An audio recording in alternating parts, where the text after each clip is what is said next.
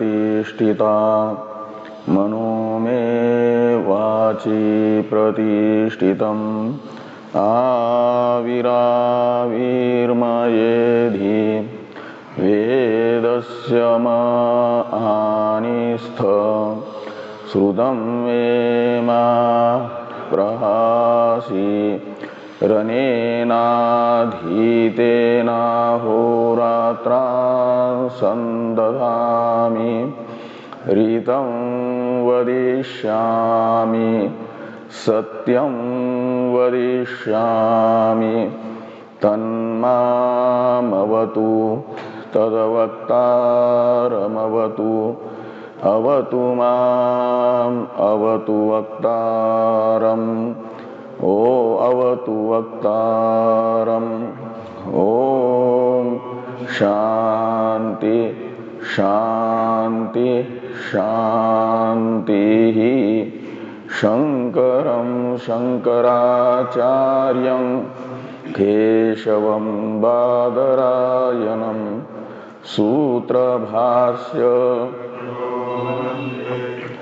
भगवन्तो पुनः पुनः ईश्वरो गुरुरात्मेति मूर्तिभेद विभागिने व्योमवद्व्याप्तदेहाय दक्षिणामूर्तये नमः। ओम शांति शांति शांति। शंकर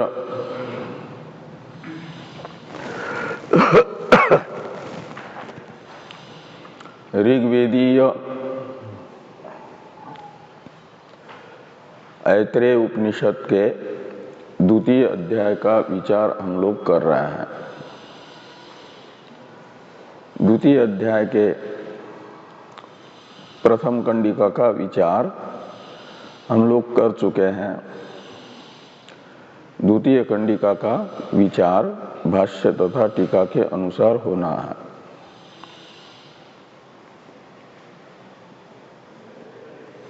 भगवान भाष्यकार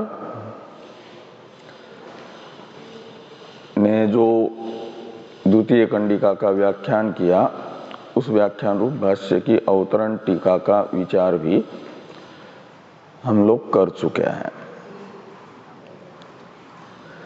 अवतरण टीका का वाक्य था कि माता के शरीर में पिता के शरीर से प्रविष्ट हो जाना, यह प्रथम कंडिका ने बताया प्रथम जन्म है जीव का।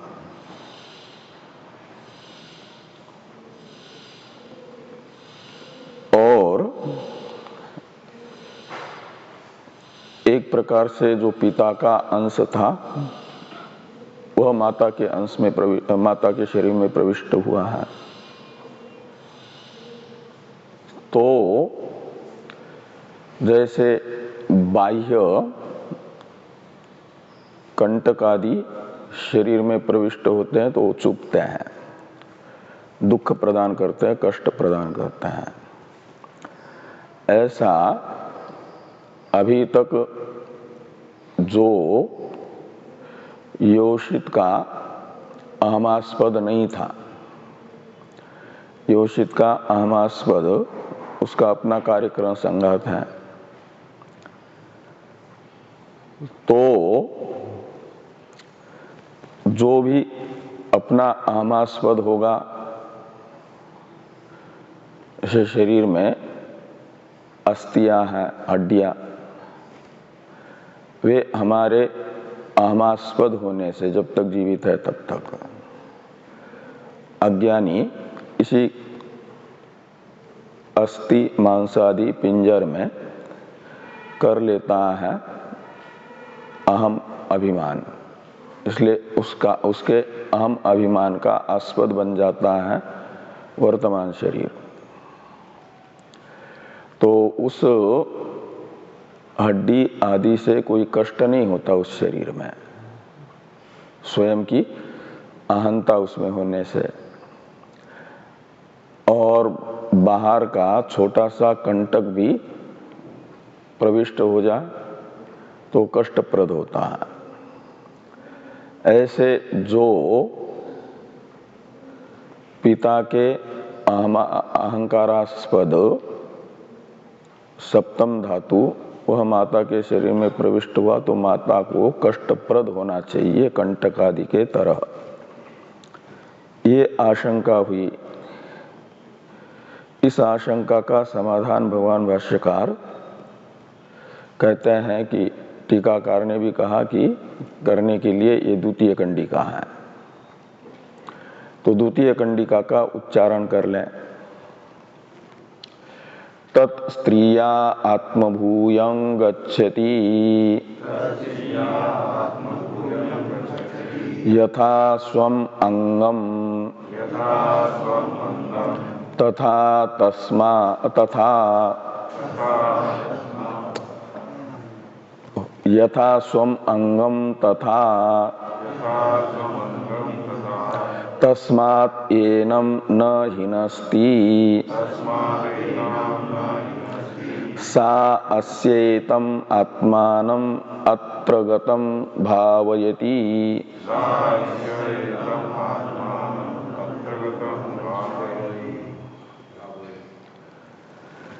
तो तत् स्त्रिया आत्मभूयं गच्छति, इसमें यह सर्वनाम परामर्शक है। पितृ शरीर से मातृ शरीर में प्रविष्ट हुआ जो सप्तम धातु है उसका, और उस धातु के साथ संश्लिष्ट है जीव भी, जिसका जन्म होना है। तो जीव संयुक्त सप्तम धातु का परामर्शक है तत्शब्द, और वो भी मातृ शरीर में प्रविष्ट सप्तम धातु का, जीव संयुक्त जो मातृ शरीर प्रविष्ट सप्तम धातु है। अभी तक पिता के अहम अभिमान का आस्पद था, वह मातृ शरीर में प्रविष्ट हुआ, उसे तत्शब्द से लीजिए। वो मातृ शरीर में प्रविष्ट होकर के माता से अनन्य हो जाता है। आत्मभूयम का अर्थ है अनन्यत्वम, अभेदम।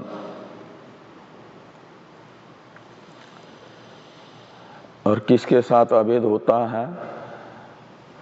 तो स्त्रिया, यानी जिस शरीर में प्रविष्ट हुआ पिता के शरीर से माता के शरीर में, वह माता का शरीर यहाँ पर स्त्री शब्द से लेना, उस मातृ शरीर से आत्मभूयम यानी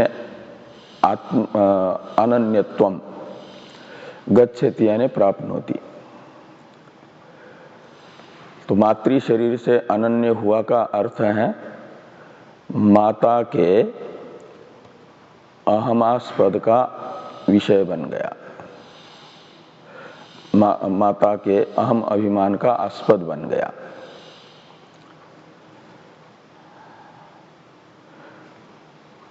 अब वो माता के शरीर का एक अंग बन करके रह गया।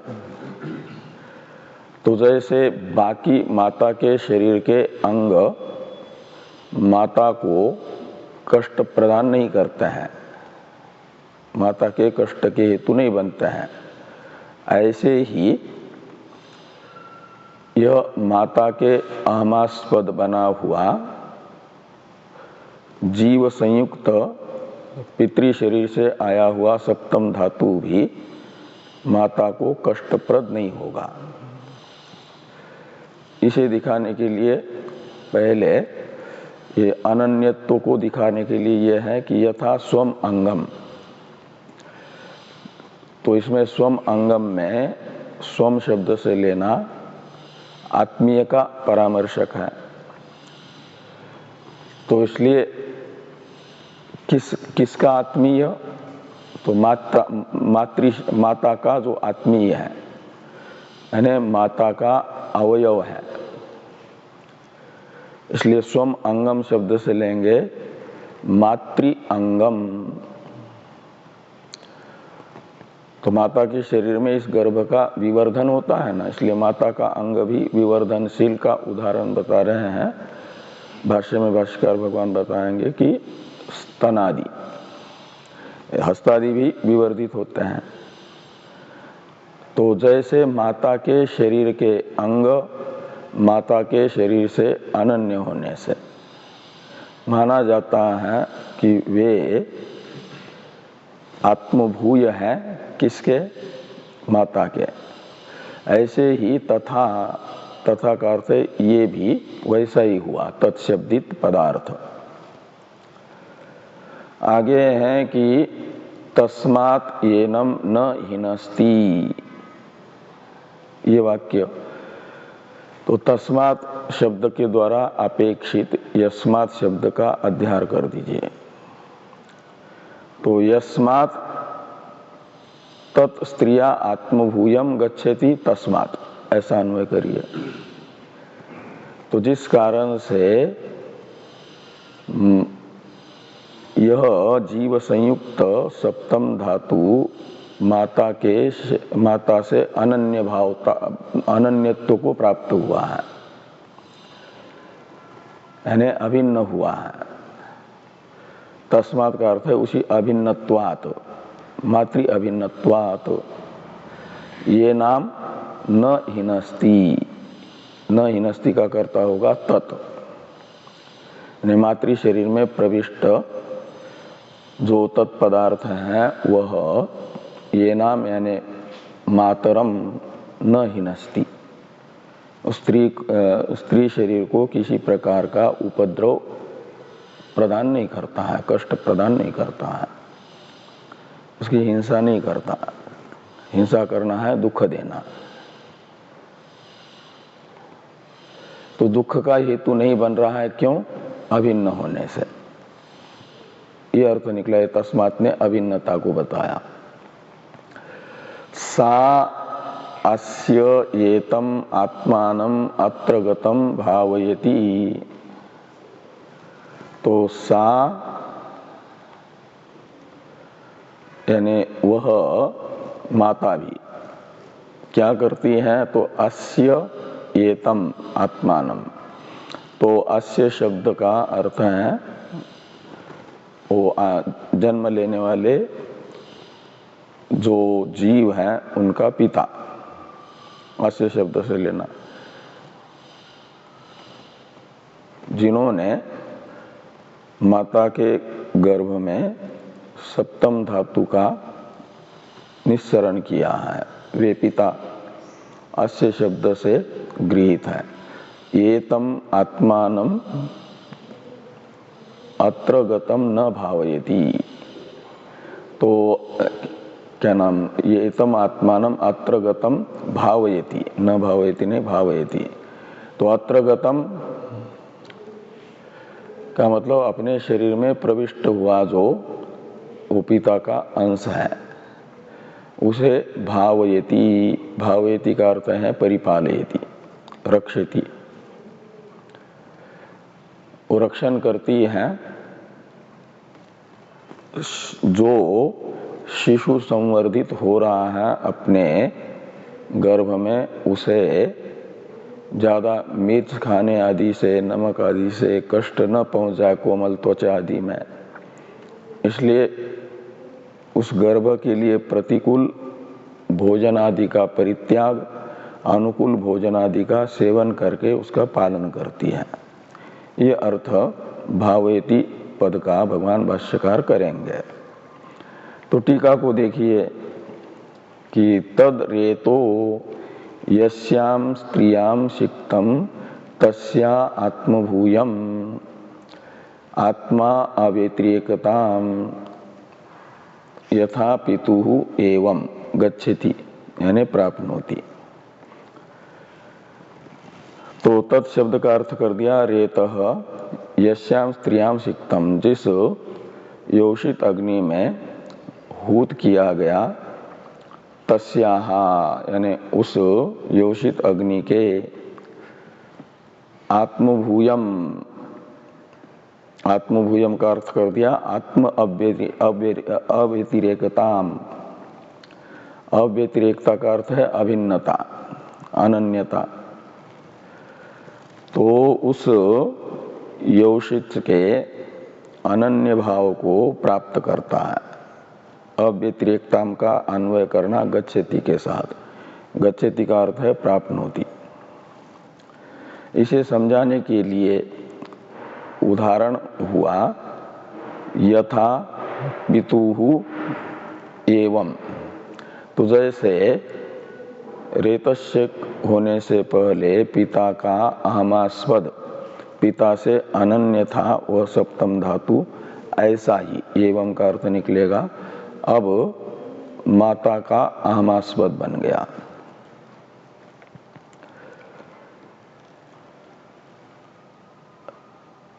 अब माता का अहमास्पद बन गया, इसको दिखाने के लिए उदाहरण है यथा स्वम अंगम स्तनादि तथा तद्वत। तो जैसे मातृ शरीर के अंग है स्तनादि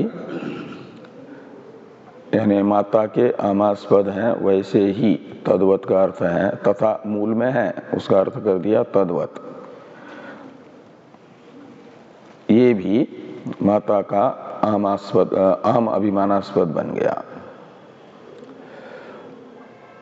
अब तस्मात् एनाम न हिनस्ति, इस वाक्य की व्याख्या करते हुए भाष्कर भगवान कह रहे हैं कि तस्मात् हेतोहो एनाम मातरम सगर्भो न हिनस्ति पिटकादिवत। तो तस्मात् यानी माता शरीर से अभिन्न, मातृ शरीर से अभिन्न यह हो जाने के कारण, पिता का अंश माता से अभिन्न होने के कारण ये नाम मातरम न हिनस्ति। तो ये नाम का अर्थ है मातरम और न हिनस्ति। इसका कर्ता कौन बनेगा? तो सगर्भ। तो गर्भ जो है इसको हिंसित नहीं करता है। तो स शब्द का अध्यार कर दिया ऊपर से,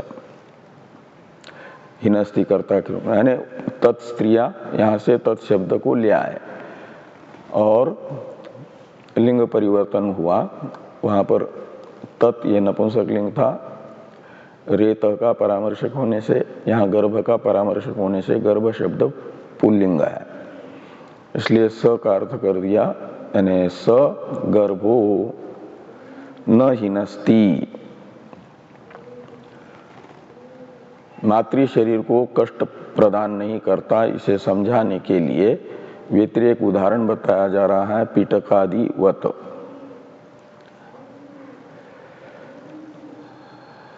तो पिटक कहा जाता है शरीर में होने वाले जो फोड़े आदि हैं उनको व्रण कहा जाता है।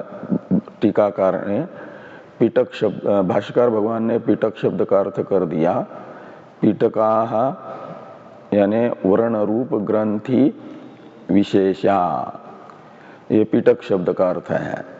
तो व्रण रूप ग्रंथि विशेष पिटक है। तो वर्ण रूप ग्रंथि विशेष का मतलब स्फोट। 11 नंबर टिप्पणी में टिप्पणीकार ने कहा व्रण शब्द का अर्थ, तो व्रणादि यानी स्फोटा, स्फोट होते हैं जो फोड़े वगैरह आते हैं वे। तो पिटक शब्द का अर्थ निकला शरीर में होने वाले फोड़े आदि, वे तो शरीर को कष्ट देते हैं जिसके शरीर में होते हैं, ये व्यतिरेक की दृष्टांत है। तो जैसे शरीर के फोड़े आदि अंग शरीर को कष्ट प्रदान करते हैं, ऐसे वो मातृ शरीर से अनन्य हुआ जो गर्भ है वह माता को कष्ट नहीं प्रदान करता। न हिनस्ति, ऐसा अन्वय होगा।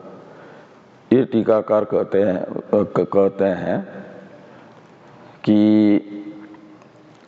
वर्ण रूप ग्रंथि विशेषा, ये पिटक शब्द का अर्थ करने के बाद कहते हैं तद्वत न हिनस्ति इति व्यतिरेकेन दृष्टांत, ये व्यतिरेक दृष्टांत है।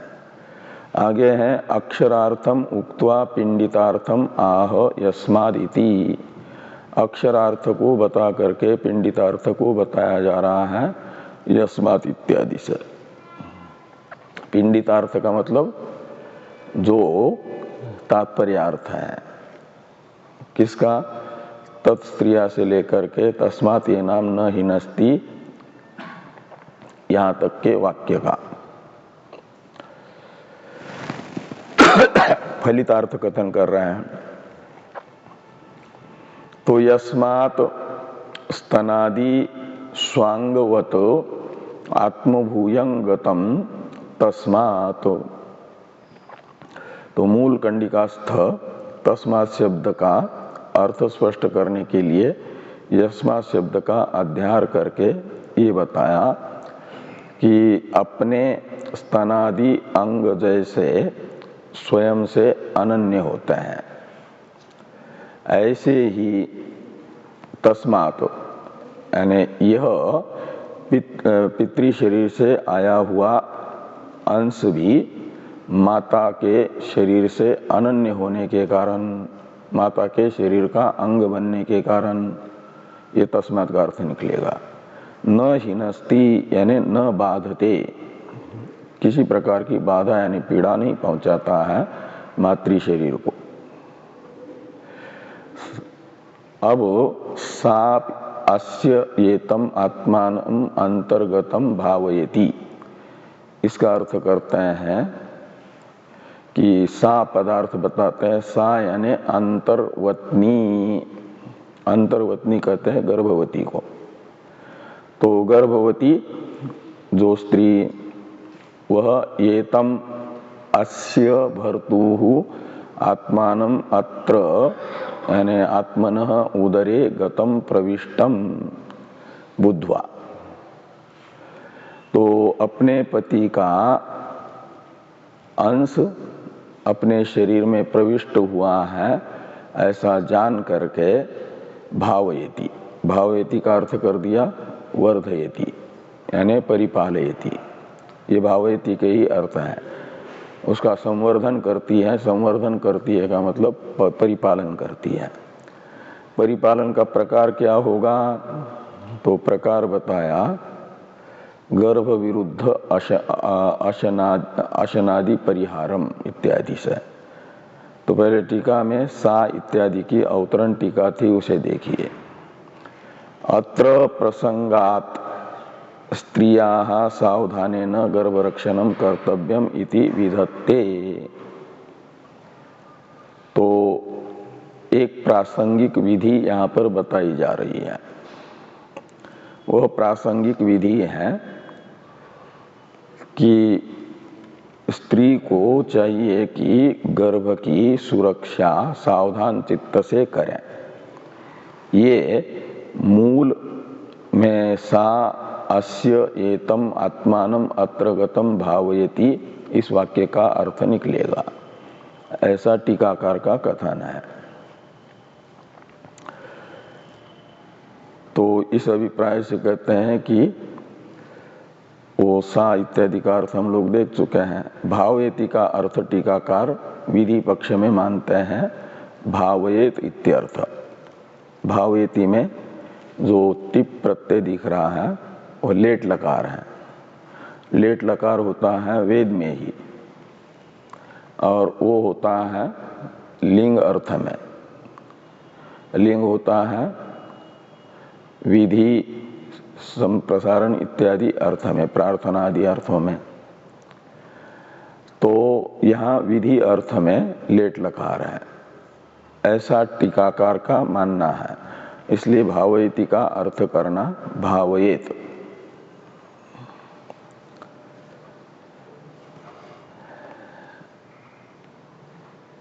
और गर्भ विरुद्ध इसका अवतरण है टीका में कि पालन उपायम आह गर्भ विरुद्ध इति। गर्भ के सुरक्षा का प्रकार यहाँ पर बताया जा रहा, उपाय बताया जा रहा है कि माता स्वशरीरस्थ गर्भ का परिरक्षण कैसी करती है। तो गर्भ विरुद्ध अशन, ये अशन आदि का विशेषण हुआ गर्भ विरुद्ध, यानी जिससे गर्भ को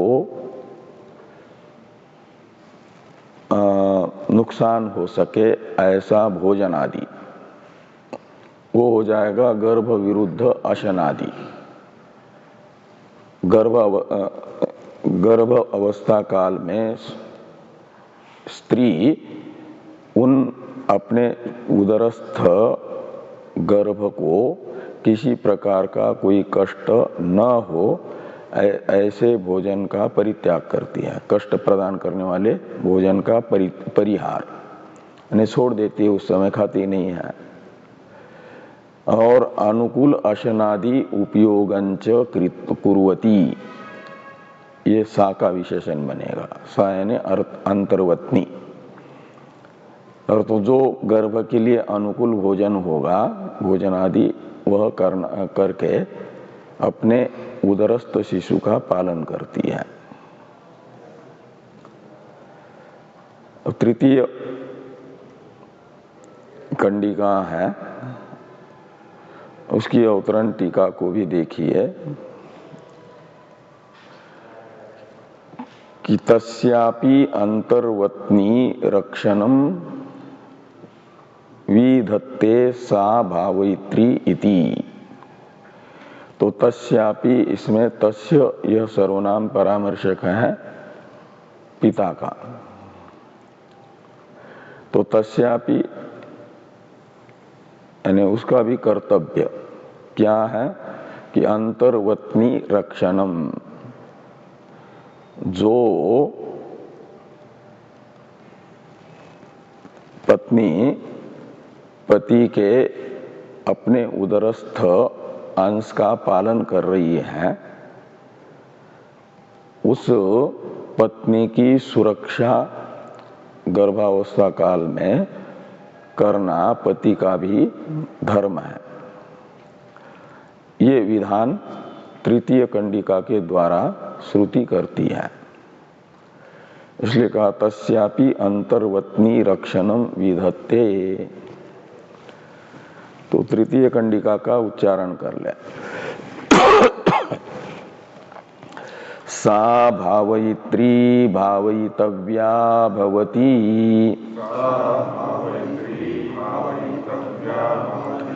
तम स्त्री गर्भं बिभर्ति सो अग्र एव कुमारं जन्मनो अग्रे अधिवसति।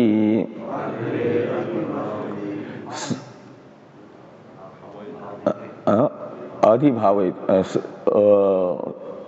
हाँ, जन्मनो अग्रे अधिभावयति स यत् कुमारं जन्मनो अग्रे अधिभावयति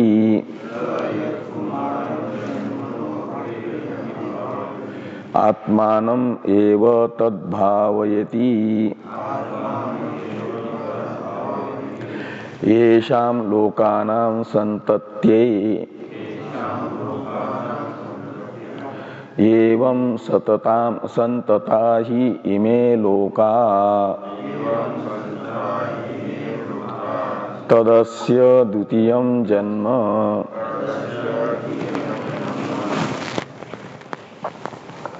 तो सा भावयित्री भावयितव्या भवति।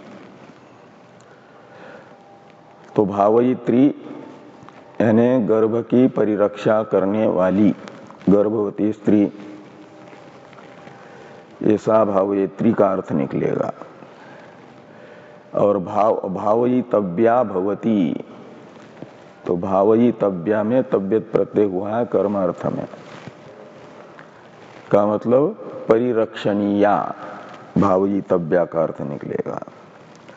तो यह भी परिरक्षणीय हो जाती है। किसके द्वारा? तो पति के द्वारा, यह अर्थ निकलेगा। पति को चाहिए कि वह भी अपने अंश की सुरक्षा करने वाले पत्नी की उस समय सुरक्षा करें। ये सा भावयित्री भावितव्या भवति का अर्थ निकलेगा। तम स्त्री गर्भम बिभरती, तो वो जो गर्भवती स्त्री है, गर्भ का धारण कर रही, भरण पोषण कर रही है, सो अग्रे एव कुमारम जन्मनु अग्रे अधिभावयति।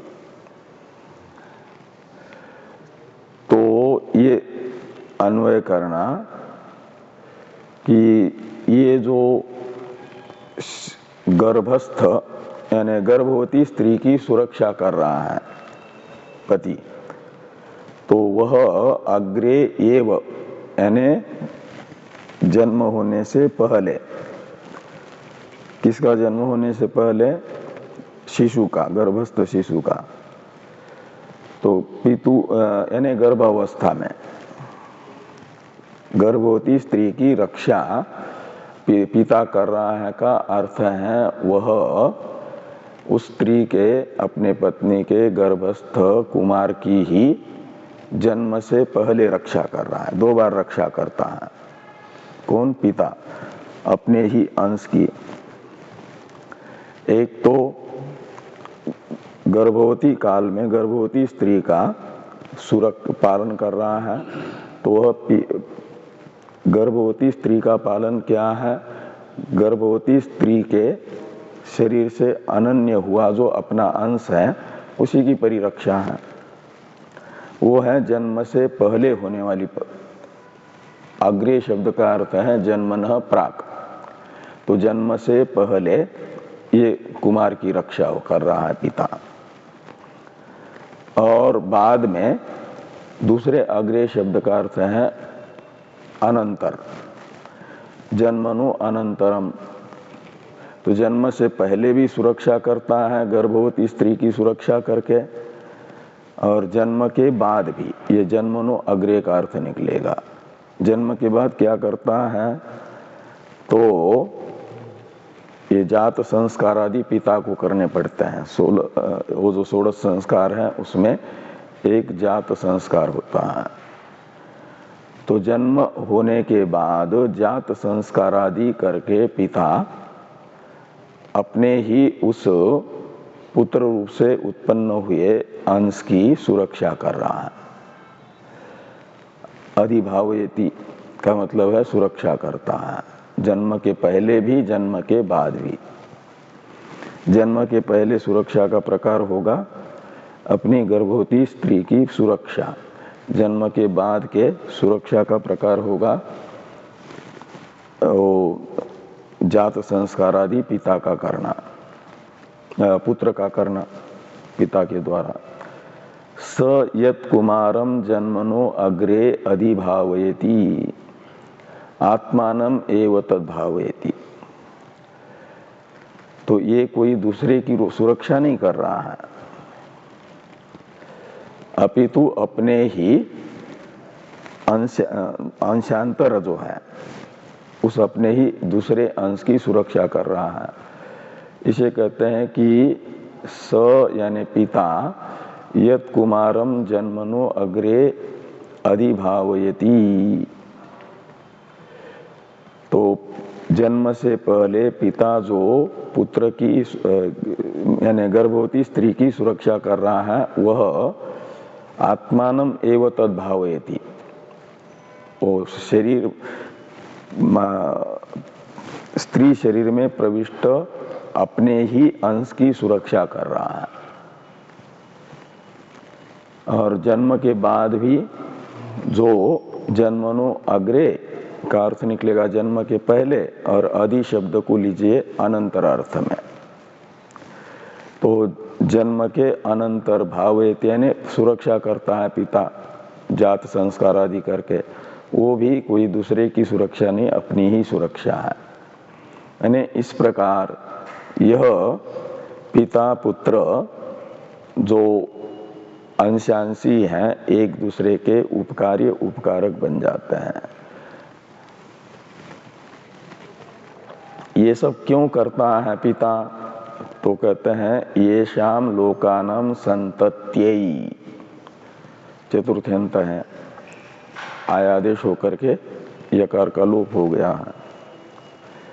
तो ये शाम लोकानाम संतत्यई का अर्थ निकलेगा ये जो संसार है, इस संसार की अविच्छिन्नता के लिए, संतति कहते हैं अविच्छिन्न प्रवाह को, तो संसार का अविच्छिन्न प्रवाह चलता रहे इसलिए आगे कहते हैं कि एवं संतता ही इमे लोका, ये जो संसार चल रहा है, संसार में सभी योनियां 84 लाख प्रकार की जब से संसार बना है अविच्छिन्न रूप से चल रही है।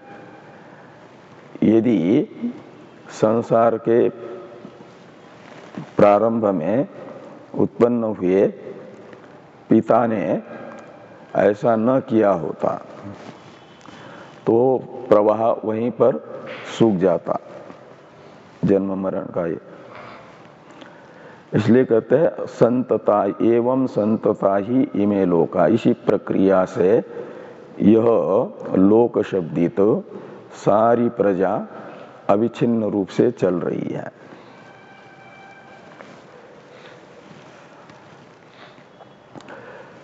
तद अस्य द्वितीयम जन्म, तो तत् यानी मातृ शरीर से बाहर आना, ये माना जाएगा द्वितीय जन्म। किसका? जीव का। कौन से जीव का? जो अभी गर्भ में आने से पहले पिता के सप्तम धातु से संश्लिष्ट जीव था। उस संश्लिष्ट जीव का प्रथम जन्म हुआ मातृ शरीर में पितृ शरीर से आना, और अब मातृ शरीर से संसार में आना, ये द्वितीय जन्म है। तो तद अस्य शब्द से लेना वह संश्लिष्ट जीव, और संश्लिष्ट जीव का ये द्वितीय जन्म है। तो भाष्य को देखिए,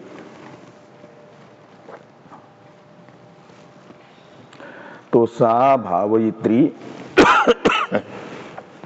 यानी वर्धयित्री भर्तुः आत्मनो गर्भभूतस्य भावयितव्या रक्षयितव्या च भर्त्रा भवति। तो सा भावयित्री, तो मूल में सा भावयित्री ये पद है, इसका अर्थ कर दिया वर्धयित्री। किसकी वर्धयित्री? वर्धयित्री का अर्थ है संवर्धन करने वाली। किसका संवर्धन करने वाली? तो कहते हैं भर्तुः आत्मनो गर्भभूतस्य, तो अपने जो भर्ता है पिता पति, उनका जो आत्मा है यानी अंश है गर्भभूत,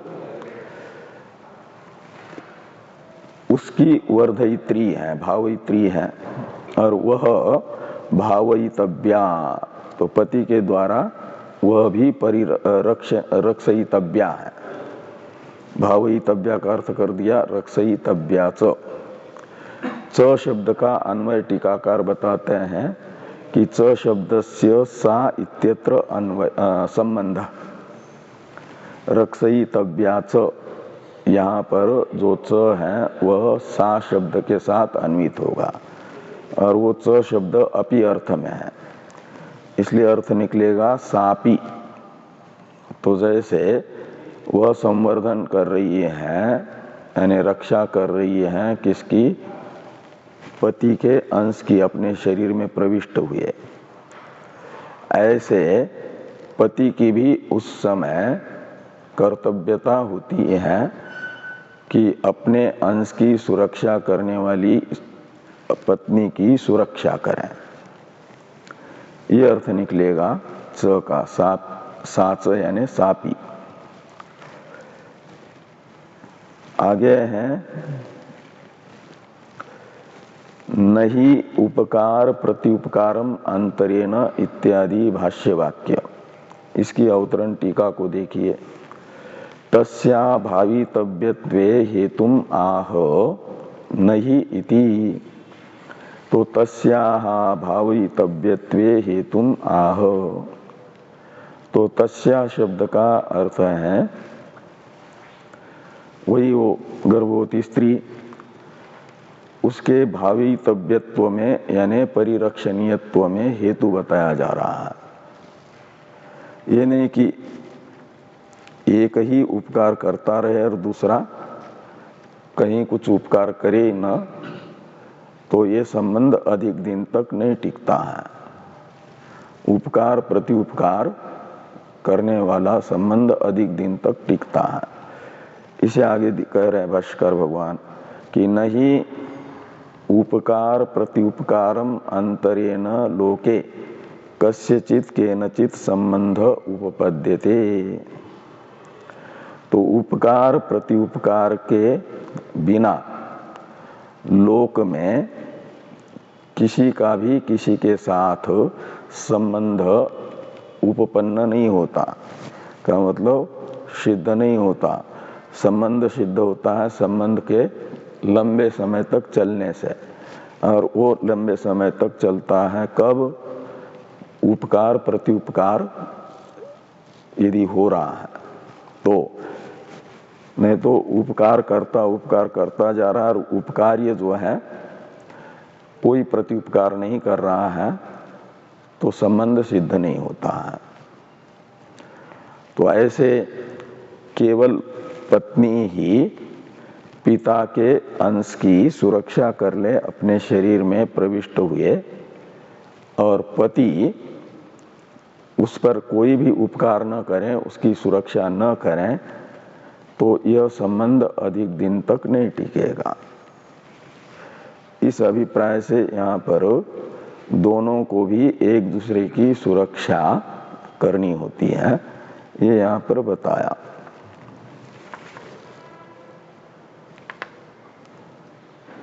अब भाष्यस्थ तम इत्यादि जो वाक्य हैं, इसका अवतरण लिख रहे हैं टीकाकार कि स्त्री पुरुषयोः परस्पर उपकारकत्वम उक्त्वा तयोः पुत्र साध्य वक्ष्यमान पुण्य कर्म प्रतिनिधित्व रूप प्रत्युपकार सिद्ध्यर्थम पुत्रम प्रति उपकारकत्वम आह तम इति। तो तम इत्यादि से भगवान भाष्यकार बता रहे हैं कि माता पिता का भी शिशु के प्रति कर्तव्य है, उपकारकत्व है। अभी तक के ग्रंथ से तो बताया गया कहाँ तक के सा भावयित्री भावितव्या भवति, यहाँ तक के वाक्य से बताया गया पति पत्नी में उपकार्य उपकारक भाव। अब इन दोनों का आने वाले जो शिशु है उसके प्रति उपकारकत्व बताया जा रहा है। तम स्त्री गर्भम विभर्ति इत्यादि से ये लिखा टीका में कि स्त्री पुरुषयोः परस्पर उपकारकत्वम उक्त्वा, पति पत्नी का आपस में एक दूसरे के प्रति उपकारी उपकारकत्व दिखा करके तयोः पुत्र साध्य वक्ष्यमान पुण्य कर्म प्रतिनिधित्व रूप प्रत्युपकार सिद्ध्यर्थम पुत्रम प्रति उपकारकत्वम आह। तो ये जो तयोः यानी स्त्री पुरुषयोः, तो स्त्री पुरुष में भी क्या है पुत्रम प्रति उपकारकत्वम, तो पुत्र के प्रति तयो का अन्वय पुत्रम प्रति उपकारकत्वम के साथ करना। साध्य पुत्र साध्य वक्ष्यमान पुण्य, तो पुत्र के द्वारा किया जाने वाला जो आगे बताया जाएगा पुण्य कर्म, उसका प्रतिनिधित्व रूप उपकार सिद्ध्यर्थम। तो पिता पुत्र के द्वारा किया जाने वाला जो वक्ष्यमान पुण्य कर्मात्मक उपकार है, उस उपकार की सिद्धि के लिए पहले पुत्र के प्रति माता पिता का उपकारकत्व बताया जा रहा है तम इत्यादि से। तो भाष्य में है कि तम गर्भम स्त्री यथोक्तेन गर्भधारण विधानेन विभर्ति धारयति अग्रे प्राग्जन्मनः।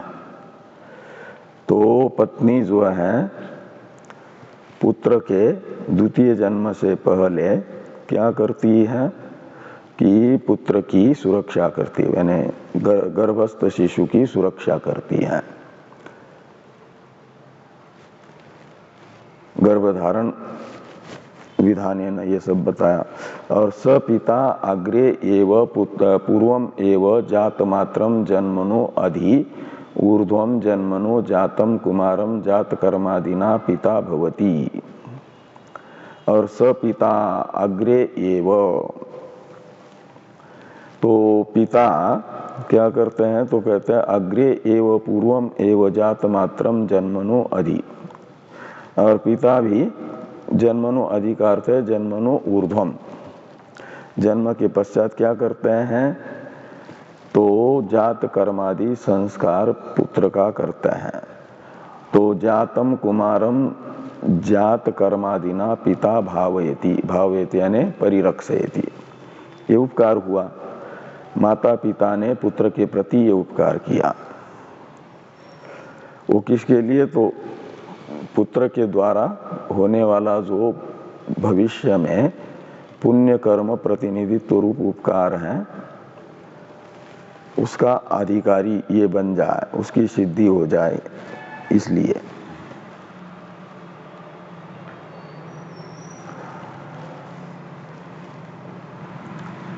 यानी माता पिता के प्रति पुत्र का भी कर्तव्य आगे बताया जाएगा।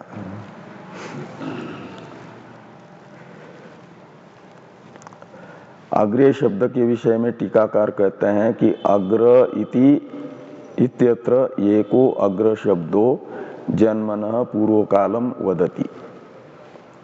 मूल में भी अग्रे शब्द 2 बार आया है ना, अग्रे अग्रे, उसमें से एक अग्र शब्द का अर्थ है जन्म से पहले, और द्वितीय अग्र शब्द का अर्थ निकलेगा जन्म के अनंतर। तो द्वितीयो जनन कालम आदि शब्दों अनंतर कालम वदति। तो द्वितीय जो अग्रे शब्द है वह जनन कालम, द्वितीय अग्र शब्द जन्म के समय को बताता है, जन्म के अनंतर काल को नहीं, जन्म के काल को, जनन कालम। और आदि शब्द क्या करता है, अनंतर काल को बताता है। मूल में द्वितीय अग्रे शब्द के बाद में अधिभावयति ये है ना, जन्मनो अग्रे अधिभावयति, इसमें दूसरे अग्रे शब्द ने जन्म काल को बताया और आदि शब्द ने उस जन्म काल के अनंतर काल को बताया।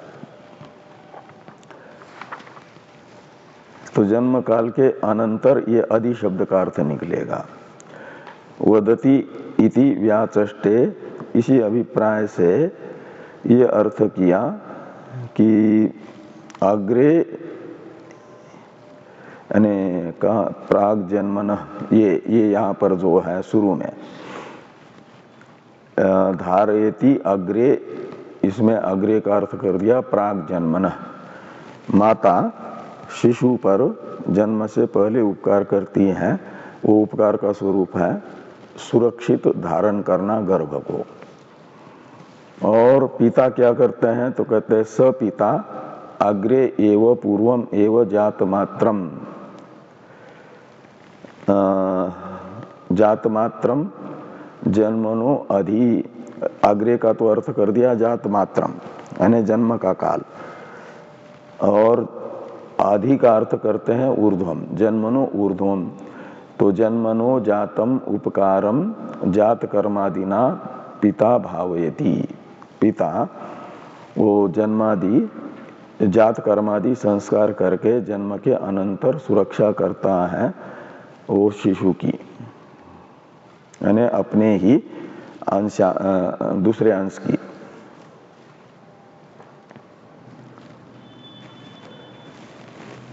तो पूर्वम एव यहाँ पर जो इसके विषय में कहते हैं कि पूर्वम एव इत्यस्य विवरणम जातमात्रम, ये अग्रे शब्द का अर्थ कर दिया पहले ही, और पहले ही का मतलब अर्थ कर दिया जातमात्रम।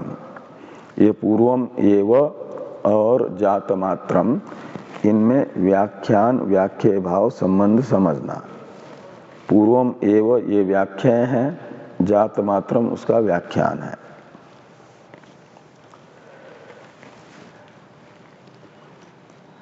आगे है जात मात्रम का भी अर्थ कर दिया जायमानम इत्यर्थ। वो जो जायमान शिशु है उस पर उपकार करता है पिता जात कर्मादि से। तो जात कर्मादिना इस प्रतीक के बाद में अर्थ करते हैं टीकाकार जात कर्मादिना का कि जन्मनः प्राक सीमांतादिना और जनन काले सुख निष्क्रमणार्थम मंत्र जल प्रोक्षणादिना अनंतरम जात कर्मादिना इत्यर्थ। यानी 3 समय उपकार कर रहा है, जन्म से पहले, जन्म के समय, द्वितीय अग्रे शब्द का अर्थ है जन्म के समय, और आदि शब्द का अर्थ है जन्म के बाद। तो ये 3 समय होने वाले अलग अलग 3 प्रकार के उपकार पिता के द्वारा बताए जा रहे हैं, माता पिता के द्वारा किए जाने वाले। कि जन्मनः प्राक, जन्म से पहले क्या उपकार करते हैं माता पिता, तो कहते हैं सीमंतादि संस्कार करके, सीमंतादिना, ये सीमंतादि संस्कार होते हैं वो जन्म से पहले।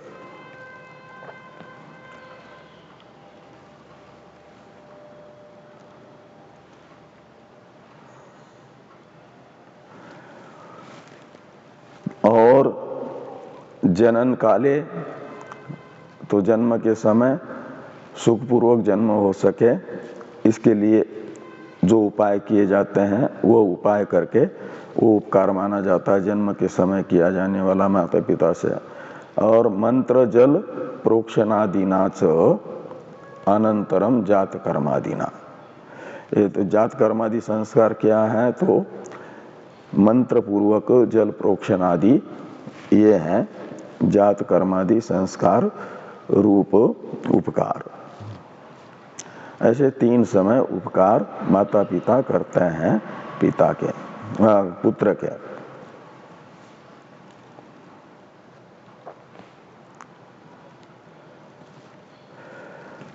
अब स यत कुमारम इत्यादि जो मूल में वाक्य हैं उसकी व्याख्या आ रही है स पिता इत्यादि से। इसकी चर्चा हम लोग करते हैं कल।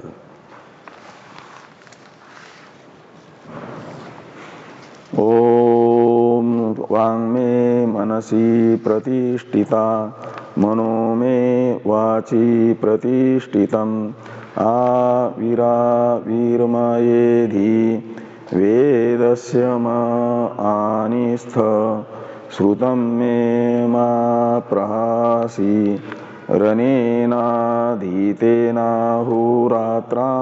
संदधामि ऋतं वदिष्यामि सत्यं वदिष्यामि तन्मामवतु तद्वक्तारमवतु अवतु माम् अवतु वक्तारम् अवतु वक्तारम्। ओम शांति शांति शांति। शंकरं शंकरा केशवं बादरायणं सूत्रभाष्य